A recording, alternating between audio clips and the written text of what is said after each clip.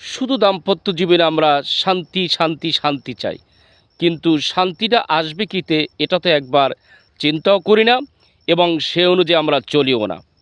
দেখুন, একটা মেয়ে কত দূর থেকে আপনার কাছে আসে, কিসের জন্য আসে? ভাত পোশাকের অভাবের জন্য আসে? বাবা মায়ের বাড়ি কি সে খায় না? সে কি উপবাস থাকে?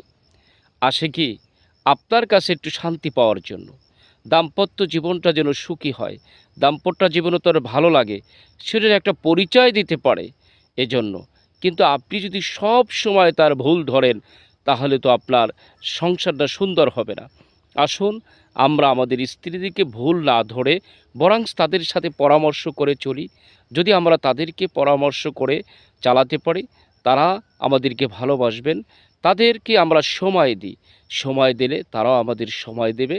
এভাবে যদি আদান প্রদানের মাধ্যম আমরা করতে পারি, আমাদের সমাজটা ইনশাআল্লাহ একটি সুন্দর সমাজ হবে, ডিভোর্স মুক্ত সমাজ হবে।